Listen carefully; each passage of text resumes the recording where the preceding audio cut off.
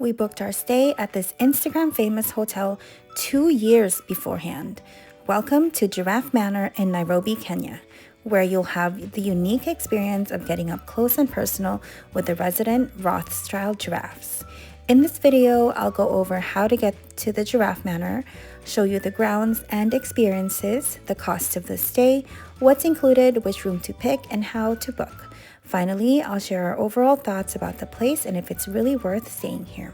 So let's get started. From Los Angeles, it took us over 30 hours of travel time to get to Nairobi, Kenya. Since we only booked a one-night stay at the Giraffe Manor, we wanted to be well rested to fully enjoy the experience. We stayed one night at Crowne Plaza Nairobi Airport Hotel, which was conveniently located a short distance away from the airport. We booked a private transfer directly from them. It's a 5-star hotel and was a great place to stay after traveling for so many hours. Service was great, room was clean, and the food was good. After a great night's rest, it was time to head to the manor. Private round-trip transportation is included in the cost of the stay. We were picked up at 11:30 a.m. for a 12 p.m. check-in time. Finally, we have arrived at Giraffe Manor, a place that's been high on my bucket list for several years. It was so unreal to see this place in person. After a quick tour of the property, we were shown to our room, Marlon. It's very spacious with 2 bathrooms and its own balcony.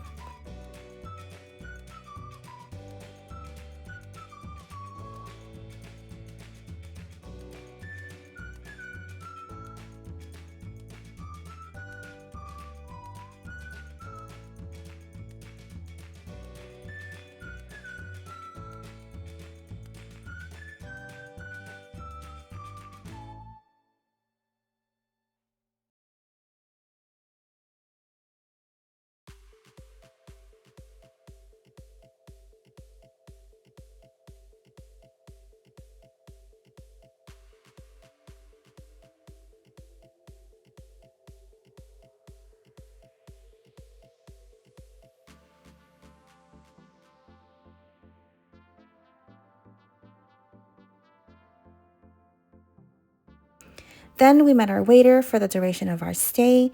Each room is assigned to a waiter to help during meals, to contact for any questions, to help with feeding the giraffes, and to help with photos and videos. We had delicious lunch on the patio.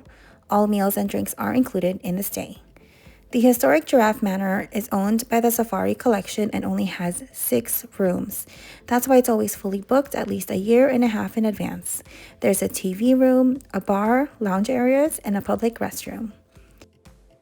This is the front of the manor. This is the breakfast area down here. Up here is Betty. Next to it is Daisy. So they both have balconies where you can feed the giraffes in the morning. Up there. And then we'll go around to the other side of the manor.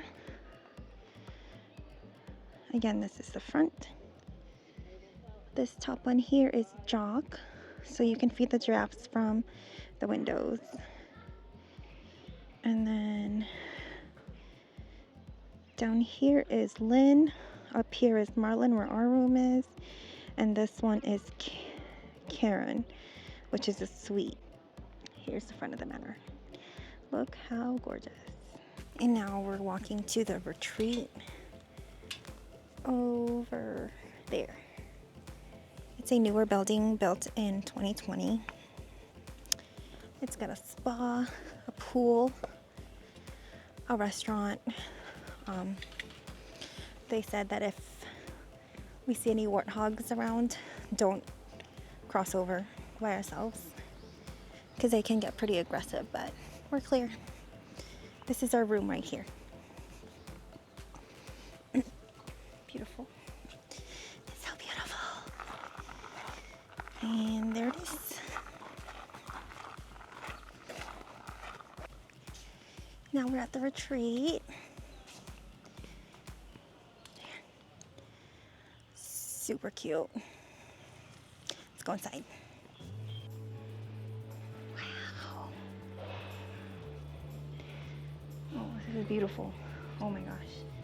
Spectacular. so amazing.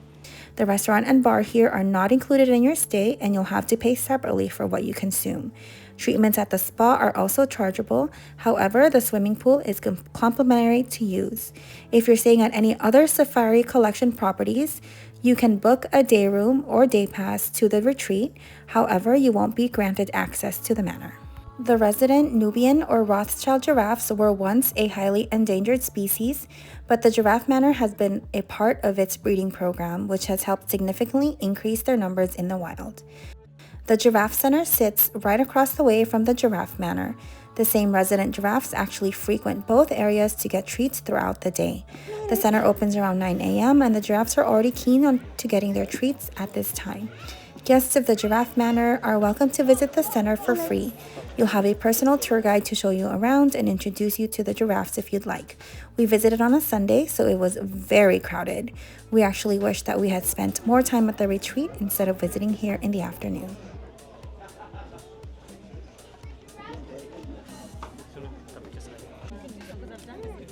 Okay. I know. Yeah.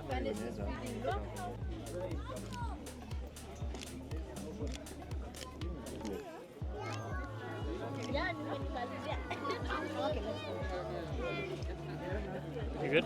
Yeah. Huh? Yep. How old is she? She's 1 year, 9 months. Oh, who's the mom? Daisy, the one at the middle. Oh. Now it's time for tea. Tea time at the Giraffe Manor is where all the magic happens.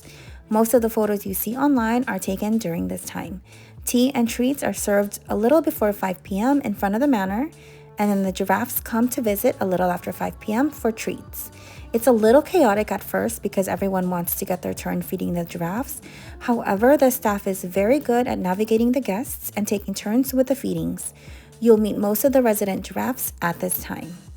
I loved feeding the giraffes. It was so amazing. I'm a bit of a germaphobe, but I didn't mind the stickiness at all. My husband, on the other hand, was not a fan at all, but he still had a good time. The swing for me was the most iconic photo I remember seeing online. However, it's very difficult to actually get a photo here. The giraffes don't always like to stay in this area, and there were only 3 groups who got to take photos here. Luckily, I was one of them. When they're full, the giraffes leave for the night. And at dawn, between 5:30 and 6:30 a.m., the giraffes come back to the manor looking for pellets. This is a chance you have to feed them from either your balcony or your window.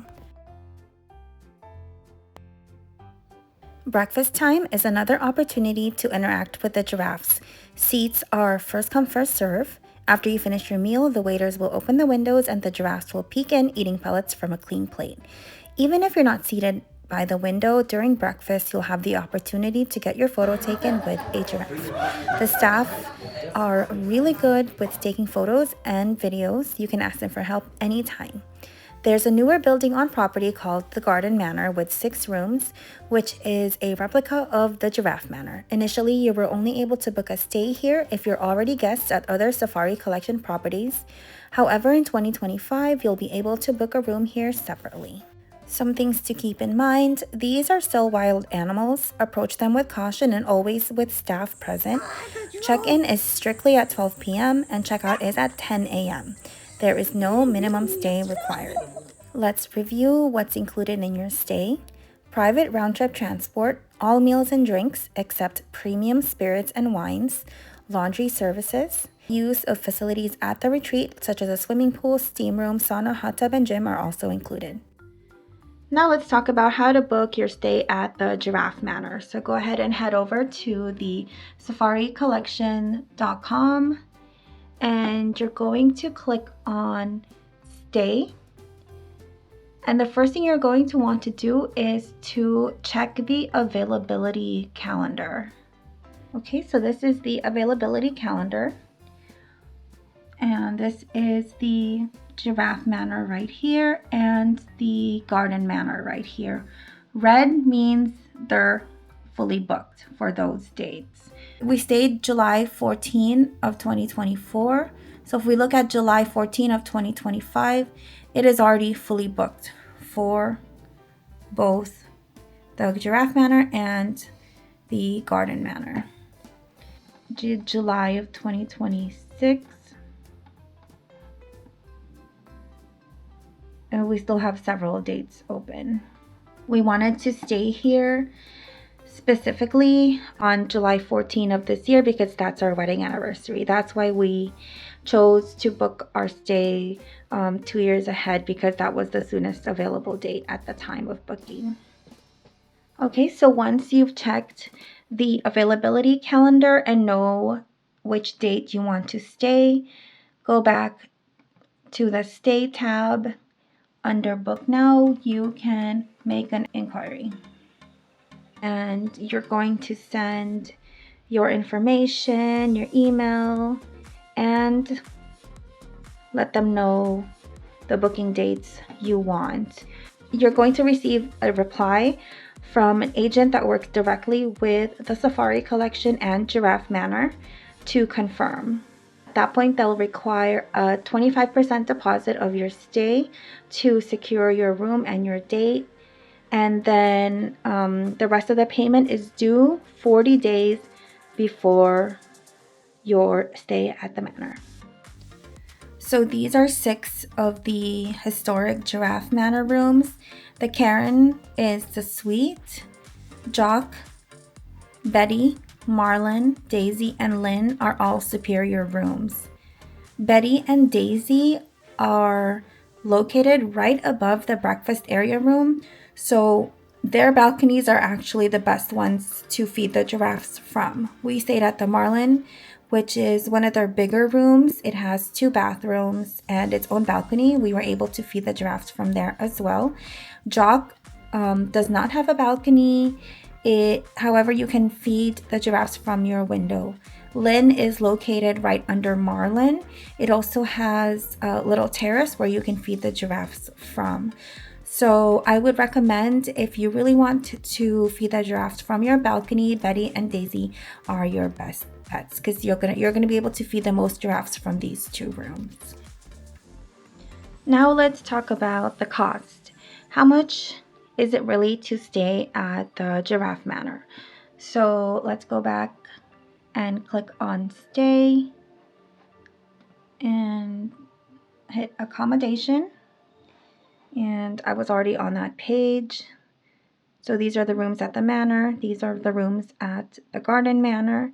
And then at the bottom here, you can see View Our Rates. There's also an availability calendar on this page, but let's go ahead and click on View Our Rates. Let's check out the rates for next year since it's almost the end of the year. Okay, so for the Karen Blixen suite, for 2 adults and 2 children sharing the room, it's $4,392 per night. And so for the superior rooms at both the Giraffe Manor and the Garden Manor, each adult is $1,284 a night. Children is $885. And if you're a solo traveler, $2,016. And our final thoughts about our stay. My husband and I agreed that it's definitely one of the best experiences ever, and we've been to 27 countries together. The cost is up there, but worth every penny. Even though my husband didn't like feeding the giraffes, he still had a great time. When we finally went on safari and saw giraffes in the wild, we couldn't help but feel sad for the giraffes at the manor who weren't free. However, we know that they're well taken care of and happy. Although they eat pellets from guests at the center and the manor, they are not forced to do so. They come and leave whenever they want, and they also have access to the vast forest grounds for food aside from the pellets. I hope you enjoyed this video. If so, please subscribe for more. Thank you for watching.